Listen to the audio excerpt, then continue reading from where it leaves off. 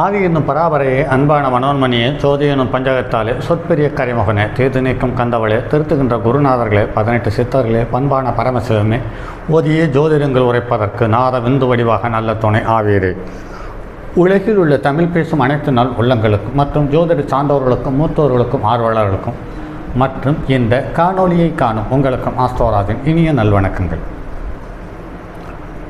ஜோதிடம், ஆன்மீகம், வாழ்வியல், மருத்துவம் என்ற 4 தலைப்புகளில் தொடர் காணொலிகளாக கொடுத்து வருகிறோம். அந்த வகையில் இன்று ஆன்மீகம் சம்பந்தப்பட்ட ஒரு தலைப்பிலிருந்து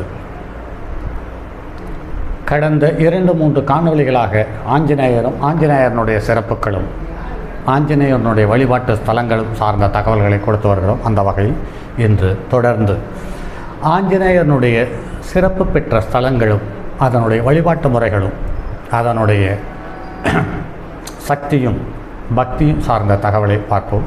இன்று தாராபுரம் என்ற ஊரில் உள்ள ஆஞ்சநேயர் சம்பந்தப்பட்ட ஒரு தகவல். காடு அனுமர் என்று சொல்லக்கூடிய 8 அடி உயரம் 6 அடி அகலமும் கொண்ட மிக சக்தி வாய்ந்த ஆஞ்சநேயர் இங்கு பிரதிஷ்டை செய்யப்பட்டிருக்கிறது. திருவிழா காலத்தில் அன்னதானம் செய்யப்படுகிறது. சாப்பிட்ட பின்பு இந்த இலைகளில் அங்க பிரதட்சணம் செய்யப்படுகிறது. இப்படி செய்பவர்கள் நினைத்த காரியம் தடையின்றி நடக்கிறது என்று சொல்லியிருக்கிறார்கள். நோய், பிரச்சனை, கடன் இதை யாவும் தன்னுடைய கட்டுப்பாட்டுக்குள் வருகிறது என்று சொல்லப்பட்டிருக்கிறது. பொதுவாகவே இந்த காடு ஆஞ்சநேயர் சொல்லக்கூடிய இந்த தளத்தில் உள்ள ஆஞ்சநேயரை வழிபட மிக சிறந்த, அதாவது ஆகச்சிறந்த பிரச்சனைகளிலிருந்து கொஞ்சம் கொஞ்சமாக வெளிவருவதற்கான வாய்ப்பு உண்டு என்று சில என்னை விட மூத்த அனுபவம் வாய்ந்த ஜோதிடர்கள் மூலம் கேள்விப்பட்டிருக்கிறேன். அந்த வகையில் இந்த ஆஞ்சநேயர் வழிபாடு யார் யார் எந்த லக்கணத்துக்கு மிக ஆகச்சிறந்த அனுகூலத்தை தரக்கூடியது என்று பார்க்கும் பொழுது ரிஷப லக்கணம், கன்னிய லக்கணம், மகர லக்கணம். இந்த 3 லக்கணங்களும் நில ராசியினுடைய தத்துவங்கள் கொண்டதாக இருக்காது.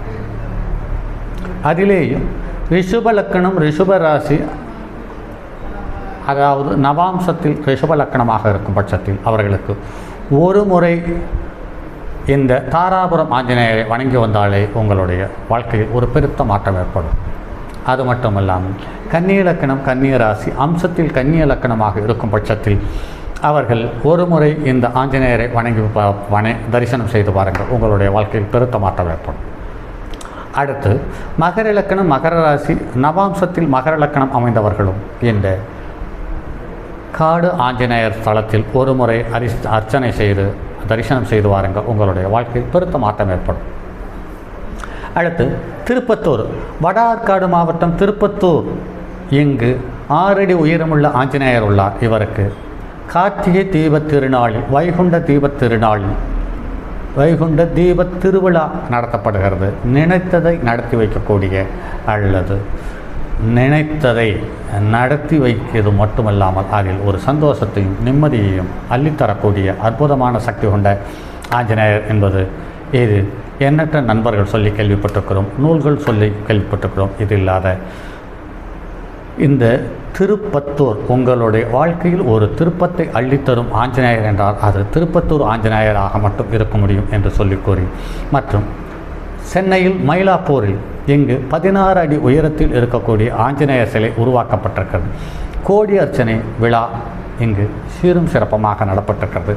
இது நீர் ராசியில் உள்ள கடகம், விருச்சிகம், மீனத்தில் உள்ள நண்பர்கள் அல்லது நபர்கள் அல்லது கடகம், விருச்சிகம், மீனத்தில் உள்ள கிரகங்கள் தசாபுத்தி நடக்கும் காலத்தில் இந்த சென்னை மயிலாப்பூர் ஊரில் உள்ள 16 அடி உயரத்தில் உள்ள ஆஞ்சநேயர் சிலையை ஒரு முறை தரிசனம் செய்து வடமாலை சாற்றி வணங்கி பாருங்கள், உங்களுடைய வாழ்க்கையில் ஒரு பெரிய மாற்றத்தை உண்டு பண்ணும் என்பதில் மாற்று கருத்தில்லை. அடுத்து சென்னை மேற்கு மாம்பலம் என்ற இடத்தில் இருக்கக்கூடிய ஸ்ரீ கோதண்டராமசுவாமி திருக்கோவிலில் தனி சன்னதி பெற்று அருள்பாலிக்கிறார். சென்னையில் அருகாமையில் இருக்கும் நண்பர்கள் ஒருமுறை இந்த சென்னை நகரில் உள்ள மேற்கு மாம்பலத்துக்கு அருகில் உள்ள இந்த கோதண்டராமசுவாமி கோவிலில் உள்ள ஆஞ்சநேயரை வணங்கி பாருங்கள், அது உங்களுக்கு ஒரு பெருத்த மாற்றத்தை தரும். அடுத்து காக்கடூர், திருவள்ளூர் அருகே உள்ள 6 அடி உயரமுள்ள இவரை வணங்கி வர கைமேல் பலன் கிடைப்பது நிச்சயம் என்று சொல்லியிருக்கிறார்கள். வணங்கி பாருங்கள் நண்பர்களே. மற்றும் சென்னை திருவல்லிக்கேணி பார்த்தசாரதி கோவிலில் உள்ள புஷ்கரணியின் கிழக்கு பக்கத்தில் அமர்ந்துள்ளார் இவர்கள்.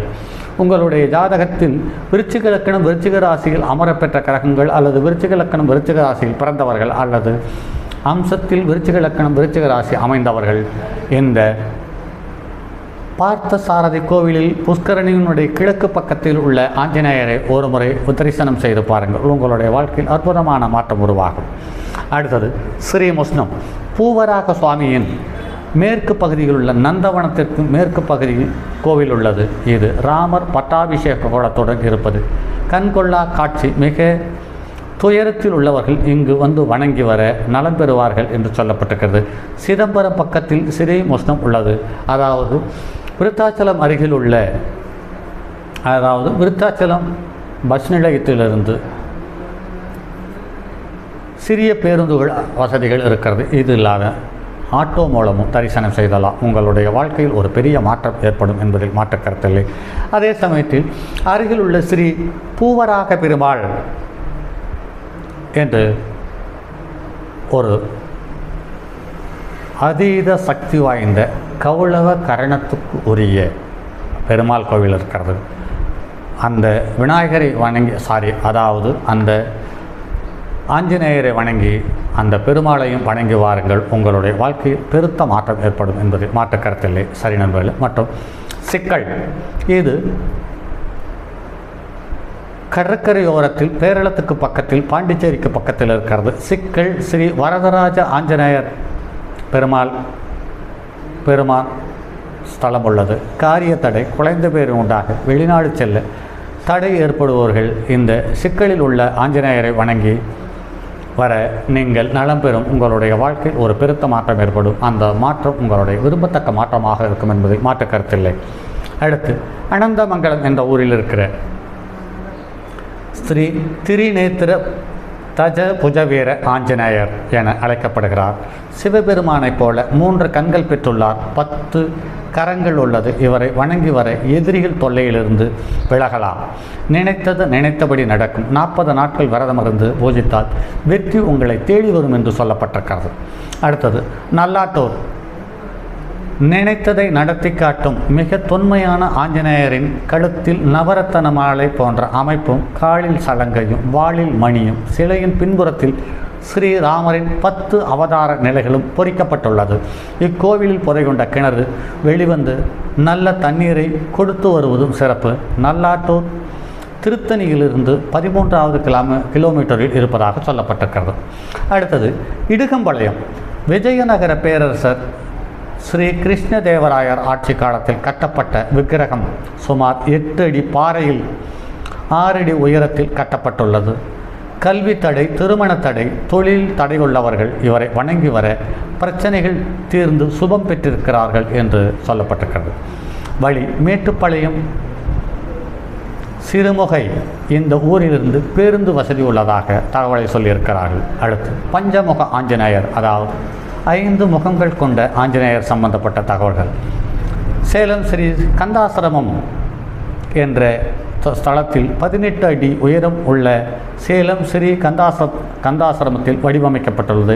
இந்த ஆஞ்சநேயரை வணங்கி வர ஊழ்வினை சாபம் விலகும். சேலம் பழைய பஸ் நிலையத்திலிருந்து கந்தாசிரமம் செல்ல அடிக்கடி பேருந்து வசதி உள்ளது என்பது நடைமுறை அனுபவத்தில் நானும் ஒரு முறைக்கு மேல் 2-3 முறை சென்று வணங்கி வந்திருக்கிறேன். நல்ல மாற்றம் வந்திருக்கிறது. இந்த சேலம் மாவட்டத்துக்கு அருகில் உள்ள நண்பர்கள், உறவுகள் மற்றும் இந்த காணொலியை பார்க்கும் நல்ல உள்ளங்கள் ஒரு முறை சென்று வந்து பாருங்கள். உங்களுடைய வாழ்க்கையில் பெருத்த மாற்றம் ஏற்படும். அடுத்து சென்னை நங்கநல்லூரில் இருக்கக்கூடிய ஸ்ரீ ராஜராஜேஸ்வரர் ஆலயத்தில் அமைந்துள்ள பஞ்சமுக ஆஞ்சநேயருக்கு தனி சன்னதி உள்ளது. இங்கு உங்களுடைய ஜாதகத்தில் பெண் வீட்டில் இருக்கக்கூடிய ராகு கேதுவனுடைய சம்பந்தமோ செவ்வாயினுடைய சம்பந்தமோ இருந்து தொல்லை தரும் பட்சத்தில் இந்த ராஜராஜேஸ்வரி ஆலயத்தில் இருக்கக்கூடிய பஞ்சமுக ஆஞ்சநேயரை வணங்கி வாருங்கள். உங்களுடைய வாழ்க்கையில் பெருத்த மாற்றம் ஏற்படும் என்பதில் மாற்று கருத்தில்லை.